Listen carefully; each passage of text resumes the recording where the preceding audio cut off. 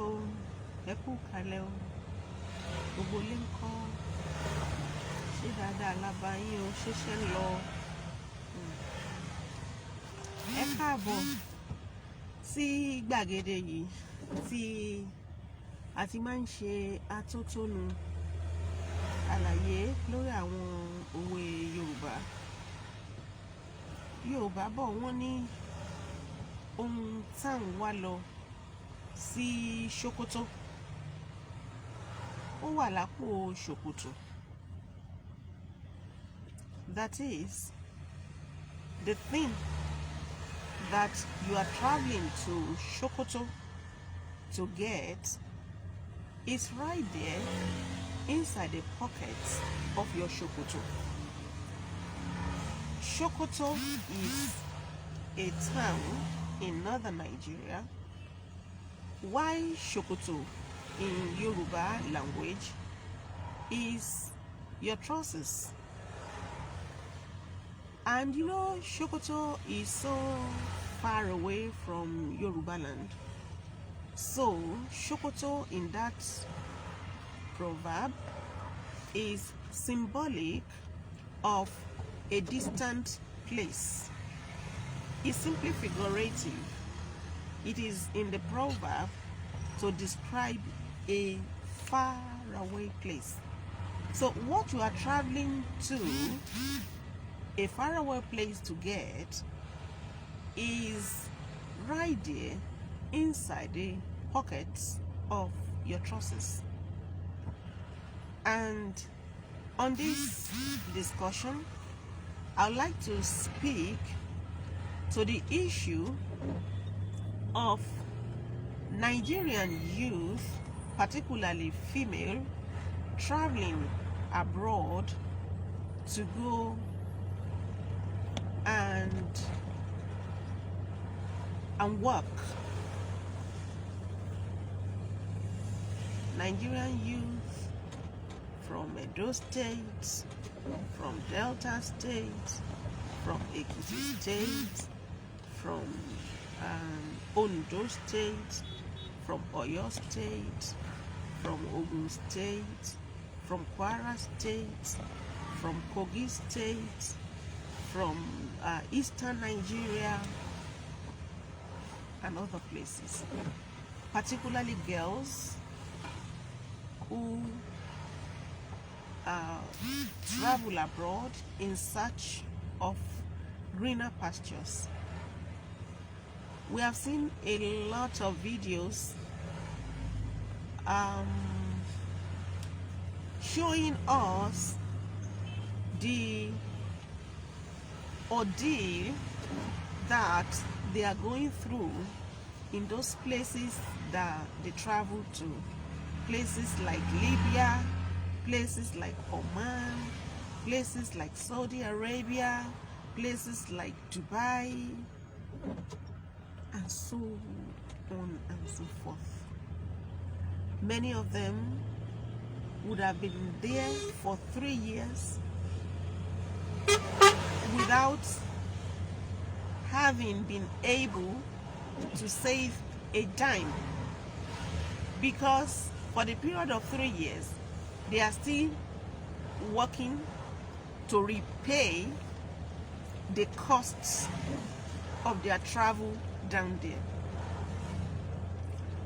Many of them were deceived that, oh, we are taking you to America, we are taking you to London. When you get there, they tell them amounts that even PhD holders cannot earn in those places.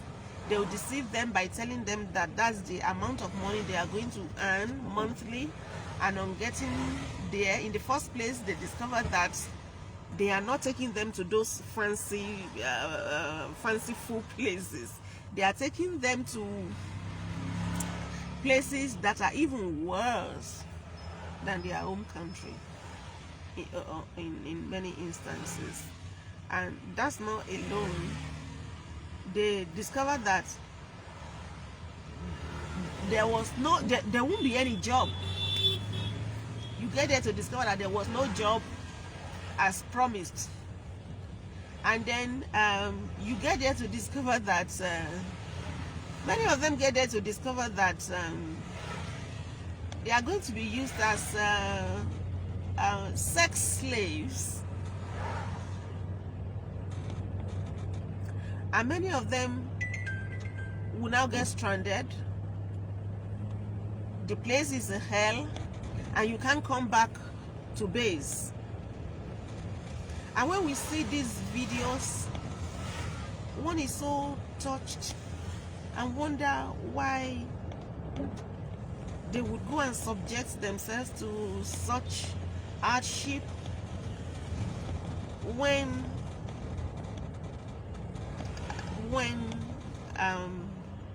they can stay back home and be safe.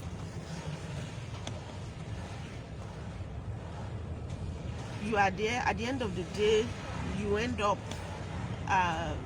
being forced to sleep with dogs. You end up being forced to sleep with many men at a time. Many of them in the process lose their body parts or organs.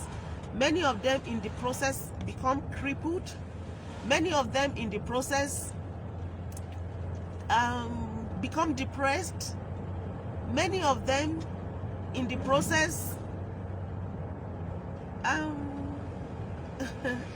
there are so many unimaginable things, unpleasant things that they go through. But by the time they realize this, it is too late. I know that Nigeria may not be what we would like it to be today.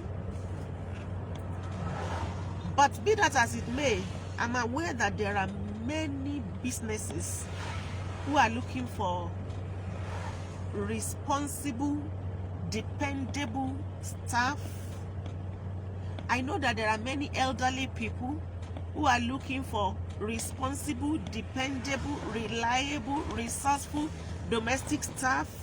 I know that there are many elderly people who are looking for responsible, dependable, reliable staff, drivers, PAs, sales girls, house help.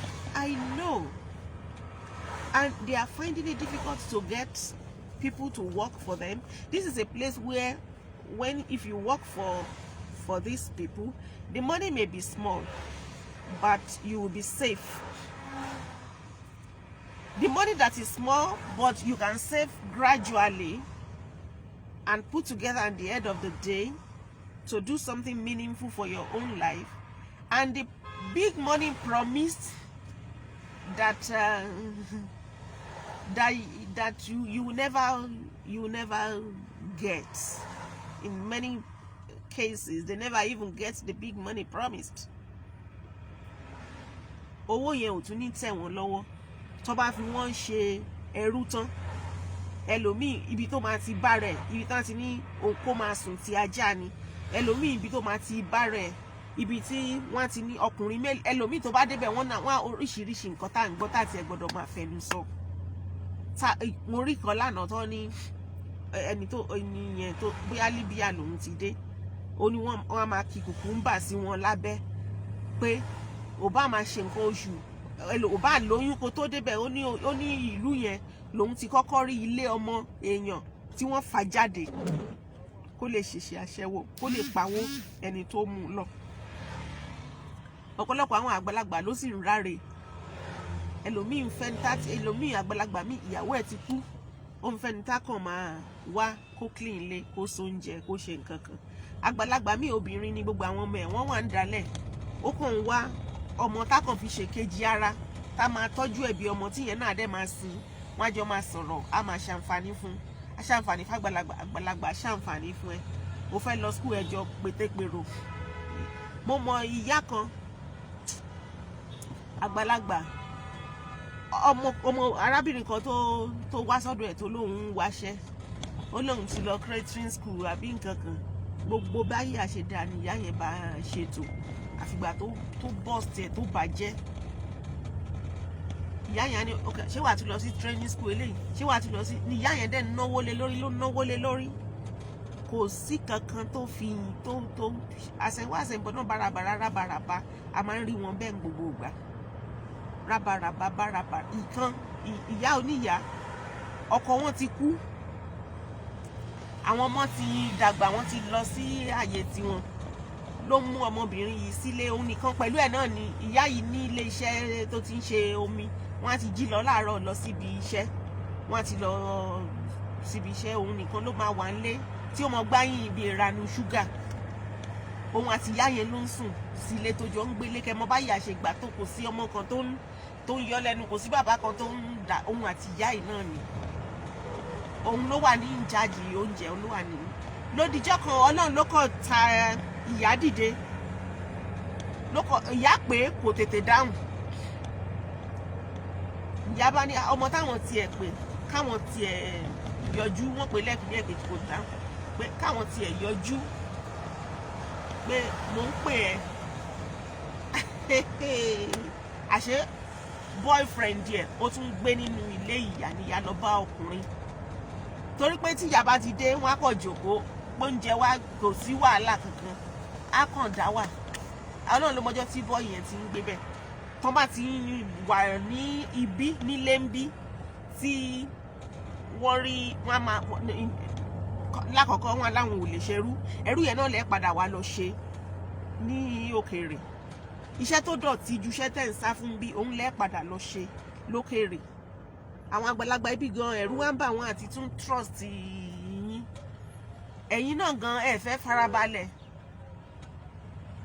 Ibi tó jẹ́ pé ẹjọ́ gbédè ara yín kẹrẹkẹrẹ wá dánmọ̀ ìyá àwọn ọmọ ìyá àwọn ọmọ bàbá tó bá wà lókèrè pé àìwọ́ ló ń tọ́jú mọ́mì, wọ́n á tún máa dùn sí ẹ wá di ẹbí yẹn. Ṣùgbọ́n ẹ lè farabalẹ̀ ṣe gbogbo wọn yẹn. Nàìjíríà ò dáa, nǹkan le. Ǹjẹ́ mọ̀ wípé nínú nǹkan le yẹn àwọn èèyàn ń ti ẹsẹ̀ ìkíní bọ́ sẹ́sẹ̀ ìkejì, ẹsẹ̀ ìkejì bọ́ sẹ́sẹ̀ ìkẹta ní ìwẹ́rẹ́. Àdẹ ní kẹ́ máa lọ sí kẹ́ máa wá oko ìwà jẹ tó tún dájú bí kẹ́ máa wà lọ. Ṣùgbọ́n a ní kẹ́ má tiẹ̀ tún fira yín dá ìbànújẹ́ sọ́kàn ara ilé. Àtẹni tó bá yín tán ní tààrà, àtẹni tí ò bá yín tán ní tààrà, èèyàn ò lè rí ẹlẹ́yà rẹ̀. Aláwọ̀ ẹ̀ tẹjọ wọ àwọ̀ kan, tẹjọ ń sọ èdè kan, tẹjọ wá láti ìlú kan. Èyí gbogbo nǹkan tó ń ṣẹlẹ̀ sí yẹn èèyàn ò lè rí kó máa dùn mọ́yàn nínú. Ẹ farabalẹ̀ ṣiṣẹ́ ìdọ̀tí níbí yìí. Kò dẹ̀ ṣiṣẹ́ ìdọ̀tí náà gan nílùú kan báyìí ní Switzerland. Wọ́n ní nǹkan tó ń pè ní time banking. Tó bá sì ní okun díẹ̀, bóyá o ti rìtáyà o sì wà bí 60, àbí o kàn ní àyè díẹ̀ nínú iṣẹ́ tó ń ṣe ò tí ìdàgbà tó yẹn, wàá fi àkókò rẹ lẹ̀. Wàá lọ máa tọ́jú àwọn arúgbó tí wọn ò lè gbápá gbẹ́sẹ̀ mọ́ lọ́fẹ̀ẹ́, wọn kì í gbowó sí. Wọ́n máa bá iye àkókò tó fi tọ́jú arúgbó yẹn, wọ́n máa bẹ deposit ẹ̀ sí time bank account yẹn. Wọ́n á kọ síbẹ̀ tí wọ́n náà bá ti wá di arúgbó tó lè gbápá tó lè gbẹ́sẹ̀ mọ́. Ẹlòmíì tó tún sì ní okun ní àkókò yẹn tóun náà fẹ́ fi time pamọ́ sí time bank account ẹ̀, wọ́n á wá tún post ẹ̀ sọ́dọ̀ ẹ̀. Iye wákàtí tó ti fi sin àwọn arúgbó yẹn òun náà tún wá fi sìn ẹ́. Wọn kì í gbowó sí lọ́dọ̀ tiwọn. Wàá máa fi àkókò rẹ pamọ́ sínú àsùnwọ̀n àkókò ní ilé ìfi àkókò pamọ́. Èyí táwa fi nílé ìfowópamọ́, àwọn níyẹn wọ́n tún nílé ìfi àkókò pamọ́ tí wọ́n á fi tọ́jú ẹ. Nígbà tó bá wá dàgbà, èèyàn ara ẹbí wà lọ́dọ̀ ẹbí ò wà lọ́dọ̀ ẹ, ò ní ráre. Ọ̀fẹ́ làwọn tiẹ̀ ń ṣe. Bọ́ṣù èyí tẹ̀yìn ń ṣe ń bí ẹ ti ẹ̀ ń gbowó sí. Ẹ ń gbowó sí. Kò dẹ́sẹ̀ nítorí kẹ́ máa gbowó sí, but kẹ́kàn farabalẹ̀ kẹ́ máa fi owó yẹn pamọ́ díẹ̀. Tó bá wá tó ó ti níbi tẹ́ ti fowó yẹn pamọ́ náà lẹ́ẹ̀ máa wádìí pé téèyàn bá tiẹ̀ fẹ́ lọ sí ìlú báyìí, báwo náà ṣe ń lọ bẹ̀. Ẹni tó ti lọ rí ẹbí á ṣàlàyé fún yín, á fọ̀nà hàn yín. Èló ló ń náyàn, wàá ti mọ̀ pé iye báyìí ló fẹ́ ná ẹ, wàá fi sùúrù ṣe. Ibi téèyàn ti ń wá ọ̀nà kọ̀rọ̀, ọ̀nà pápápá, ọ̀nà pò fẹ́ yan ìjọba jẹ́ ò fẹ́ sanwó síbi tó yẹ kó sanwó sí, ò fẹ́ gba fọ́ọ̀mù ibi tó yẹ kó ti gba fọ́ọ̀mù, ibi tó ti ń wá yẹn ni wàá ti lọ larí mọ́ lọ́dọ̀ àwọn ìka ènìyàn. tó o bá sì ní owó tẹ́nìkan ní òun fẹ́ mú ẹ lọ sílùú òyìnbó wa lọ máa ṣiṣẹ́ wa lọ máa kò sì bẹ̀rẹ̀ owó mọ́tò lọ́wọ́ yẹ kó fura. nígbà tó náà kì í ṣe ẹni tó ò rí gan bí olówó, o gbọ́rúkọ ẹ̀ pé ilé iṣẹ́ ẹ̀ kan nìyẹn, pé nǹkan báyìí lóun gan ti dáṣe nínú ayé, ó wá dé ó wá ní òun á mú ẹ lọ má wọ̀rì, wà á máa gbádùn, wà lọ bá mọ̀mọ́ ẹ̀, mo fún wọn ní 50,000, ó ní wà á máa gbádùn, wà á máa ṣe. ó yẹ kẹ́ ẹ mọ̀ pé yóò fẹ́ fi yín ṣòwò ní jàǹbá nìyí, jàǹbá ń tà fún jàǹbá rà.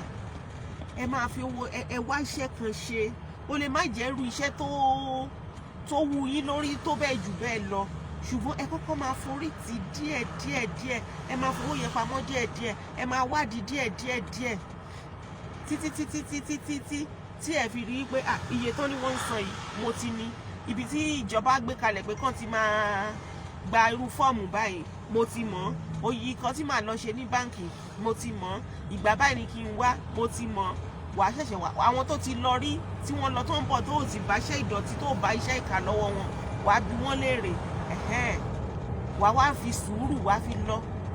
tó bá sì débẹ̀ náà tó bá ní dandan pé kò mọ̀ wá lu àwọn wọn fún ẹ ní físà, má wá lù mí, kì í ṣe pé kúrò ní ayé náà, dúró síbi tó wà, owó tó kójọ yẹn fi ṣe nǹkan tó tún wuyì ju èyí tó ṣe tó fi kówó yẹn jọ, òun dàgbà nìyẹn. ẹ wàá máa ṣe fídíò, ẹ máa kígbe bẹ́ẹ̀ àwọn ará ilé pé ẹ wá gbà wá o, kíníkan o, àtẹni tó lè gbà yín lákòókò yẹn àtẹni tí ò lè gbà yín nínú wọn á bàjẹ́. irú kí làwọn ọmọ ìwà lọ kóra wọn sí báyìí, àtẹni tí ò lè gbà yín. bí òyìn dẹ̀ tún ṣe ń ṣẹlẹ̀, ẹ̀yin tẹ́ ẹ̀ tí ì lọ ó yẹ kẹ́ ẹ fi kọ́gbọ́n. You should learn from that if you are still here. But the sad thing is that those who are still here will still feel that she was just unlucky. I won't be unlucky if they still feel that way, and that's surprising.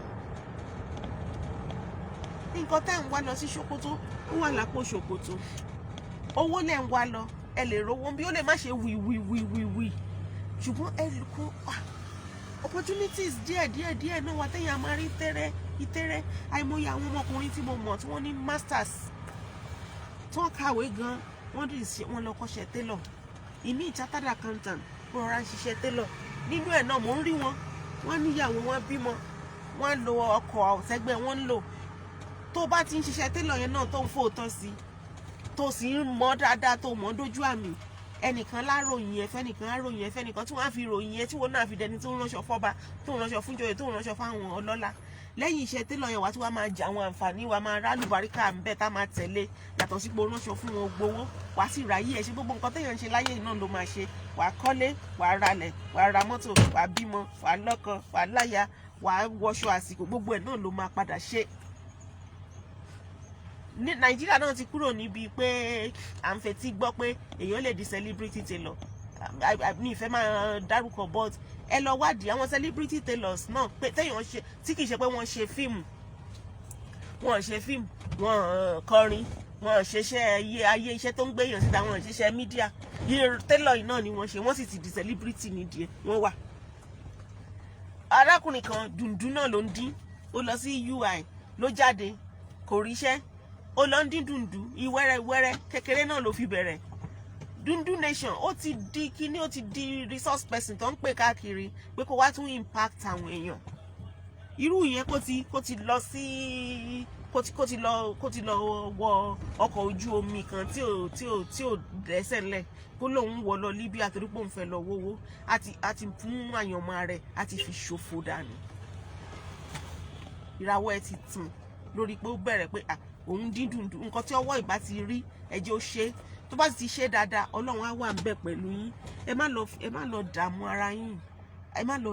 ara yín, torí àfẹ́kẹ́ dààmú, àfẹ́kẹ́ jìyà. tẹ bá ti bọ́ sọ̀run yẹn tẹ wá ń jìyà, tẹ wá ń àtẹni tó jẹ́ òbí yín, àtẹni tí ò ṣe òbí yín, àtẹni tó mọ̀ yín, àtẹni tí ò mọ̀ yín rí, gbogbo èèyàn lẹ́ ń dábànújẹ́ fún. béèyàn bá sì jókòó sáyé ẹ̀ náà tó bá ń wo ọmọ ọlọ́mọ tó ń ṣoríire pé ẹ mọ̀ dáadáa, inú èèyàn á máa dùn. èèyàn nílò àti mọ̀ yín kí inú ẹ̀ tó dùn tẹ bá ń ṣe rere. owó lẹ̀ ń wá lọ. Ṣé téèyàn bá jí láàárọ̀ ìbáyìí kó tiẹ̀ rò pé nínú àlá òun fẹ́ irú ilé báyìí òun fẹ́ kọ́, irú mall báyìí òun fẹ́ kọ́, irú nǹkan báyìí òun fẹ́ lò, irú nǹkan báyìí òun fẹ́ ní, kó wá gbé ìdíyelé lé gbogbo ẹ̀, kó wò pé á cost òun níye báyìí, kó tiẹ̀ jẹ́ billions or even trillions, any amount tí ìbá jẹ́. Ṣé wọ́n á lọ da print fún òun nìkan ní báǹkì ni? Gbogbo owó tó fẹ́ ní láyé yìí pátá ó ti wà in circulation, wọn kì í dáwọ́ print fún èèyàn kan. The money you require is already in circulation. Nǹkan tí wàá ṣe ló máa attract ẹ wá bẹ́ẹ̀, bọ̀ kì í ṣe ó lè máa attract ẹ wá bẹ́ẹ̀ lẹ́ẹ̀kan gbìm kó a máa sun wá sọ́dọ̀ ẹ ìtẹ́rẹ́. Bó bá ṣe ń bẹ́tà sí nínú nǹkan tó ń ṣe, lówó tó ń sun wá sọ́dọ̀ ẹ náà máa pọ̀ sí. Ẹ gbé yẹ̀ wò ẹ̀yin ọ̀dọ́, oríṣiríṣi nǹkan téèyàn lè ṣe téèyàn bá ronú, oríṣiríṣi nǹkan. Lánàá mo fẹ́ ra data, mo wá ń wo oríṣiríṣi options. Bí èyí tó rà sí bá ṣe pọ̀ sí ni owó yẹn á ṣe wálẹ̀ sí tí service provider yẹn máa gbà lọ́wọ́ ẹ̀. Mo wá wò dé level kan, mo rí wípé èèyàn lè jèrè double. Torí tí one of the cheapest offers ni pé 1 gigabyte for instance 300 naira, ṣùgbọ́n o lè lò lọ́la, ìjọ yẹn ló ní láti lò tán. Ṣùgbọ́n àwọn offers kan wà tó jẹ́ pé tó bá rà wà lè ta 1 gigabyte yẹn fún yàn ní 250 naira, ẹni yẹn á dẹ̀ lè lò lóṣù kan, kò ní sí pákánleke ń bẹ̀. Instead téèyàn bá need 1 gigabyte, instead kó ra 1 gigabyte tí ò ní lè lò lọ́la lọ́dọ̀ MTN, á ra 1 gigabyte tá lè lò lóṣù kan ní 250 lọ́dọ̀ ẹ̀. Àwọn ọ̀rẹ́ àwọn èèyàn tó wà ní level ẹ̀ wá máa ta fún wa. Àdìsíkà pé tó bá ra data 30,000 naira, at the end of the day o lè fi pa close to 60,000 naira. Bó bá dẹ̀ ṣe market tó ló máa ta lórí fóònù ẹ̀ láì lọ síbòmíì, láì gba shop. Àwọn tó ń tajà ní shop ṣé wọ́n jèrè 100% ni? Láì gba shop, láì sọ pé mọ́mí ẹ̀jọ̀ ṣé mo lè máa gbé nǹkan kan síwájú bí right on your phone o lè máa ta data kó dẹ̀ máa jèrè double. Àtàwọn nǹkan bẹ́ẹ̀ téèyàn lè ṣe. Bó ṣe rí nìyẹn o, á tún máa pàdé o. Ohun tẹ́ ẹ̀ wá lọ sí Ṣòkòtò ó wà lápò Ṣòkòtò. Sùúrù lọ̀rọ̀ ayé yìí gbà, sùúrù lọ̀rọ̀ ayé yìí gbà. Ìlú Róòmù ìjọ kankan ni wọ́n fi kọ́. Rome was not built in a day. Sùúrù láyé gbà o, á tún máa pàdé o, ó ti gbà o.